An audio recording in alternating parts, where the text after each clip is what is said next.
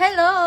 Kapiksanyan! Good afternoon sa inyong lahat. So today, nandito na yung kanilang mga IDs ng mga Kapiksanyan students natin. Ayan, so ano siya, special pick-up po yan doon sa Dubai. Yes!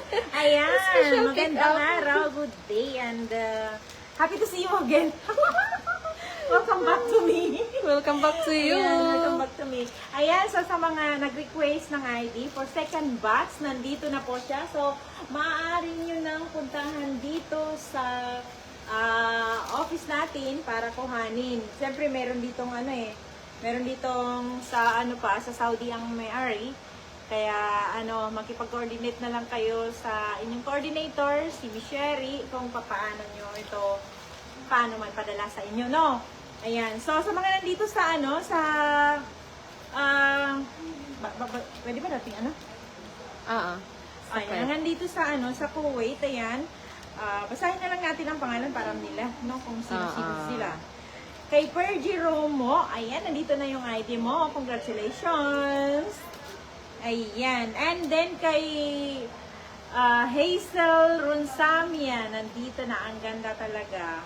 ID at hindi maganda. Ayan, kay Ramon Garcia, medyo mahaba-haba yung niya, yung apelido niya. Kay Mr. Ramon, nandito na.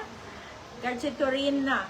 Pakita natin yung kanilang ID. And nandito na yung inyong ID. Pwede mo nang So ito yung lace niya sa ID. And si Gladys Arcelius, nandito na. O, Day, andito na. Puntahan mo na dito. Ayan, yung dito, open lang tayo hanggang magsasarado kami ng 6:30 yung claim. 6:30 lang yung claim, wala nang after 6:30. Hindi nyo na kami aabutan. Ganito kaganda. Maricel Lubitos, andito na rin. Maricel Lubitos, basta lahat ng second batch. And Enriquez Eliza, it's okay, we can pass by, no problem. Yes, so ganito kaganda yung ating ID. Suot na natin. Sally Parang it's more fun in the Philippines. Pianyar, Sally Pianyar. Ayan, so ito siya, ganyan. Ayan, ang ganda. Ayan. So nakalagay talaga siya ng Cap College. Of course, kasi yung niya is Cap College Foundation. So, ako na yung nagsuot ng ID. Ang ganda niya, ang kapal. Actually, ang kapal niya. Ang kapal ng niya, ang kapal. Pang matagalan talaga yung lace ng ninyo ng ID. Pabayo Chris Joy, nandito na rin. Ryan Villasenor. Mayu Evelyn. Ito si Evelyn, actually nasa Dubai na siya ngayon. Kaya lang, hindi ko siya naiwanan doon kasi hindi siya nag-reply sa akin kaagad para i-confirm kung asaan ba siya.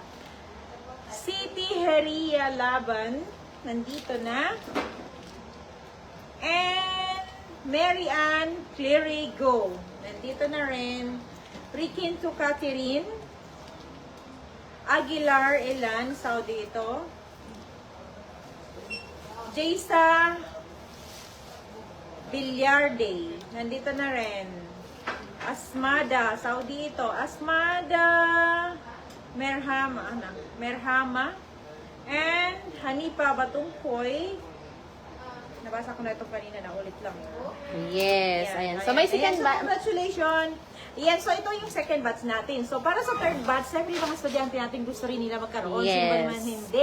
No? Kung pwede lang, kung pwede lang tayo magkaroon na rin eh. Yes, oo. So pwede na silang mag-request for another, Yes, for the third batch. Pero message niyo kami para sa ano ba yung tawag doon? Sa booking or payment registration. Oo, registration. Magsasend na lang ako ng link ng registration. At ano yung requirements? Siyempre may requirements. Yung, pag-request natin ng ID for third batch. Once a year lang po ito. So, yung mga request ngayon, start na kayong mag-request ng ID. Makukuha nyo yan by may nakalagay siya na next year ng ganitong or maybe malay natin baka December. Okay? Yes. It's either December or abutin din ng Nandito kasi yung syempre, enrollment number. yes, iniipon natin yan hanggang sa maabot yung ganun kadami. Hindi pa nasa Qatar na, napadala ko na sa Qatar kasi meron tayong meron minimum number of student na nag-request ng ID kailangan natin or pwede nang ipaprocess. Okay? So, ang ganda. Parang ito na yun. Suot ko na. Kaya nga, ang ganda talaga, ang ganda ng ID ng mga CAP students natin.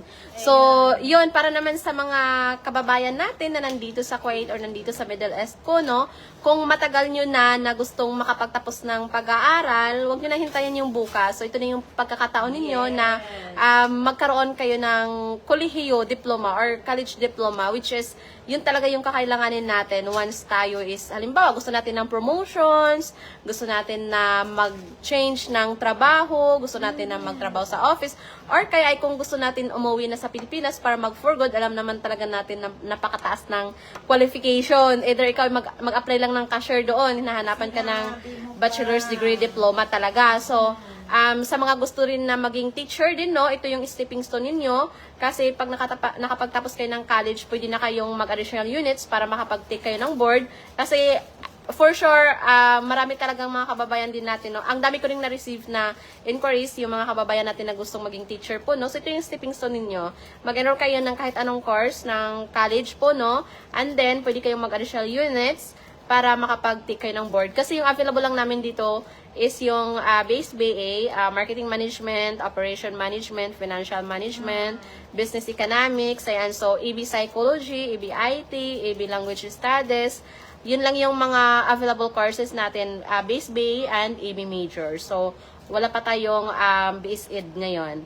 So, yun, kung gusto nyo maging magkaroon ng, or makapag-take ng board sa education, ayan. So, pwede kayong mag-stepping stone ninyo to. Ito yung start ninyo para magkaroon kayo ng college.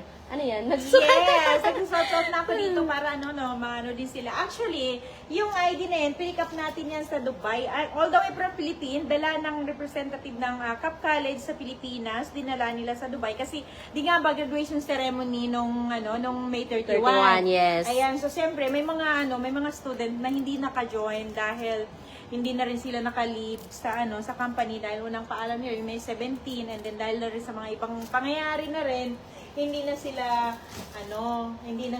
nakapunta. Ayan. And then so syempre nag-graduate pa rin naman talaga sila kahit hindi sila naka-attend. Ito yung diploma holder. Yes, yes, diploma jacket. Ito yung binabayaran nila, HDM. Ano yung HDM? Hood. Ito yung hood, Okay. Hood, diploma jacket, at medal. Asan yung medal? Yung medal nila, ito yun siya. So, ito yung nilalagay siya sa nga natin para Sa graduation. no? So, ito yung HDM, hood, diploma jacket. Ang ng pagkasara ko, Ang galing ng pagkasara ko. Hindi talaga siya matatanggal kagad. Oo. Ayan siya. Ito yon. Pakita mo. Yan ayan. yung medal na ilalagay dito sa baba. Sa gitna. Kung mag-graduate, Ganyan. of Kapag course, kayo ay gagraduate na kayo. siyempre. Tapos nakatoga kayo, nakasuot ng itim at lalakad. Yes. Tarara. So, kung napanood nyo yung live namin last 31, ayan, so napakasarap ng feeling talaga pag tayo ay makapagtapos ng pag-aaral. Lalo na kung sariling sikap natin, Tapos di ba? dito, ayan. So dito, sa loob nito, lalagay yung inyong credential. Ito yung diploma jacket. So, ayan, sa mga gusto mong patuloy ng kanilang pag-aaral, ayan, huwag na po kayong aalinlangan dyan. Mag-message lang sa aming mga Facebook pages, WhatsApp numbers. Yes. You can post my Yeah. number. And So, then, nandito po tayo sa So, Yes. ito naman yung copy ng kanilang mga grades. Grace, Ayan. ito yung TOR. Oo, copy ng TOR. Copy ng TOR, ayan. So, makikita nyo, nandito talaga siya, legit. Wala na tayong sample, ma'am, ng diploma ni ma'am. Meron Nakuha doon. na? Nakuha na? Kukuha tayo. Ayan, so ito yung TUR natin from CAP College po. No? Siyempre, kasi yung college natin nasa Pilipinas. So ito yung TUR, 3 pages siya, or 2 pages. Ayan, so nandyan yung mga grades ni ma'am. Ayan, so, yun yung mga natin. Of course, yung diploma naman natin, no, once gagamitin natin siya dito sa Kuwait, kailangan lang talaga natin siyang ipa-apostle sa DFA. Ayan, so, pwede naman siyang online na yung process ng apostle po, no, pwede, or kung nasa Pilipinas na kayo, pwede na kayong mag-walk-in sa, SM Manila. Pinakamadali talaga magpa-apostle ng diploma natin kung gusto nyo mag-walk-in sa SM Manila po yan. So, yun kasi kung sa ibang branch po ng DFA, kailangan doon ng appointment talaga. Sa akin, nasubukan ko nag-walk-in ako sa SM Manila. Sa ngayon, may bagong na e-cab, e-apostle. So, online na lang siya lahat. Online na Pwede siya. na naman. Pero kung Yes. Nagulat ka. Sarap, please close. Yan. So, yun. And of course, walang age limit sa pag-aaral natin. Kahit sino is pwedeng mag-enroll. Ayan. So, wala naman, kasi lahat naman tayo is may opportunity talaga na makapagtapos ng pag-aaral, lalo na pag, pag meron tayong goal na yun, Yes. magkaroon ng additional qualification. Oo, sabi nga nung yung isa sa graduates natin, yung sa speech niya, 'di ba? Nakakaiyak talaga din. Kasi yung pag-aaral niya, nag-start siya nga ng 2019, patigil-tigil, ilang graduation yung lumampas na gusto niyang maka-join talaga pero hindi pa talaga nangyari. Pero sinabi niya sa sarili niya na darating din yung yung time na yan. Kasi supposedly 2 years na makakagraduate ka na, di ba? Yes. Pero hindi siya nakagraduate nung 2022, wala rin nung 2023, 2024, 2025. Umiiyak siya sa gusto niya talaga na maka-join na dun. But finally, Tapos nung na. Sunday, ngayon, Bats 2026, nakasali na siya. Yes. Yan, so, napaka di ba? Ang dami niyang pinasok ng mga short courses, skill courses. Marami siyang talagang nakuha ng mga courses, pero talagang ginusto talaga niya na makagraduate din, magsuot din ng toga para sa bachelor's degree, at nangyari naman. 'Di ba? Ang dami niyang certification, marami na siyang graduation na nasalihan, pero hindi bachelor's degree. Kaya Yes. ayun. Ngayon, bachelor's degree na siya, at ayun na sobrang saya, nakakatuwa.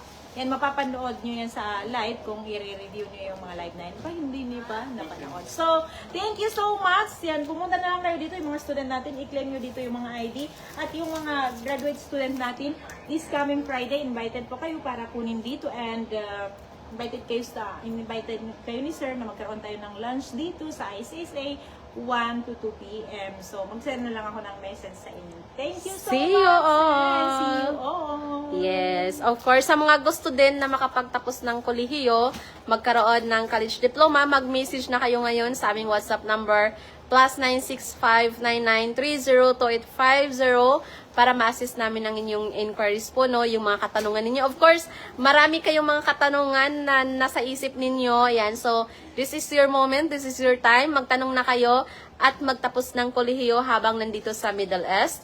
Ayan, so comment interested lang po dyan sa mga nakakapanood ng live na to, and see you next time dito sa aming live update.